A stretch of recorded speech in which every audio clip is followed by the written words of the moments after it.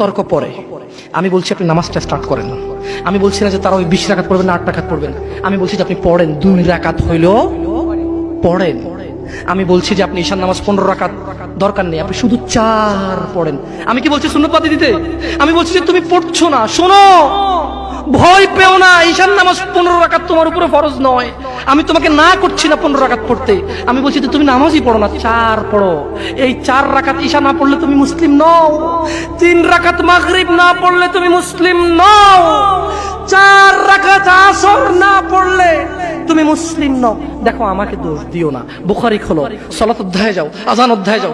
আল্লাহর নবী বলেছে তারা ওরা কাফির, ওরা মুশরিক, ওদের আর আমি মুহাম্মদুর রাসূলুল্লাহ সাল্লাল্লাহু আলাইহি ওয়াসাল্লামের উম্মতের মধ্যে পার্থক্য হচ্ছে নামাজ। ও সাহাবা, ও উম্মত, তুমি চিনবা মুহাম্মদের উম্মতকে সাল্লাল্লাহু। ও আমার উম্মত, তুমি কি আমার উম্মতকে চিনতে চাও?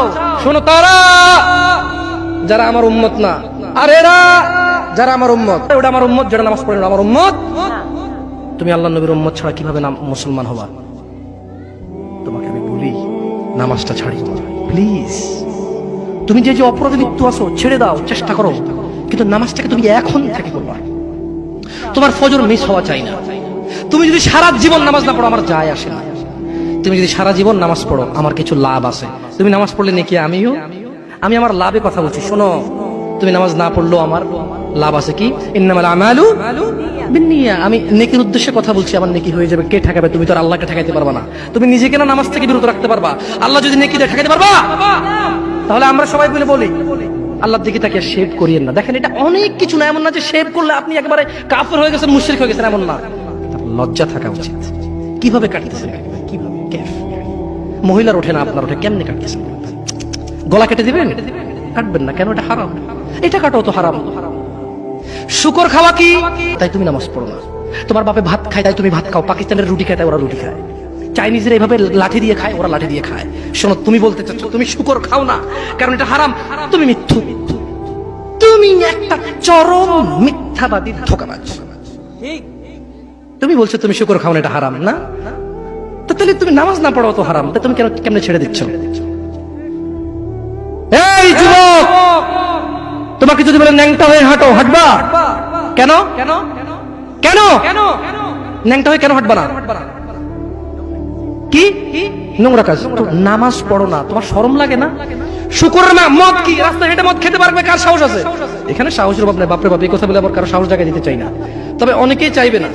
অনেকেই কেন? শরম। কেন? কারণ কেউ যদি রাস্তা দিয়ে হেঁটে হেঁটে মদ খায়, ওর সাথে কেউ মেয়ে বিয়ে দিবে? কেউ? আপনি রাজি হবেন? রাস্তায় ভাবে মদের বটল নিয়ে হাতে হাতে মদ খায়, এর কাছে মেয়ে বিয়ে দিবেন? কেন? এটা নির্লজ্জ লোক মদ হেঁটে হেঁটে খায় ওপেনে। এই ছেলেটাই কিন্তু ওপেনে নামাজ পড়ে না, আপনি মেয়ে বিয়ে দিচ্ছেন। আপনি নাকি ধার্মিক? হ্যাঁ, চিটিং মেশিন। আমি আপনাকে বদনাম করতে আসি না, কিন্তু আপনি মিথ্যুক, এটা বুঝে নেন তো। আচ্ছা, আপনাকে মিথ্যুক বলার পর আমার কতটুকু লাভ হলো? 2-4 লাখ টাকা যাবে ঢুকেছে, ঠিক না? আমেরিকা থেকে আসতেছে না। আমি আপনাকে মিথ্যুক বলে লাভ নাই, আমি আপনাকে মিথ্যুক বলতে আসি নাই। তবে আমি আপনাকে বলি আল্লাহ ক্ষমাশীল, ক্ষমাকারী, ঠিক আছে? আপনি সত্য দাবিদার হবেন। একটা ছেলে প্রকাশ্যে মদ খেলে আপনি তার সাথে মেয়ে বিয়ে দেন না,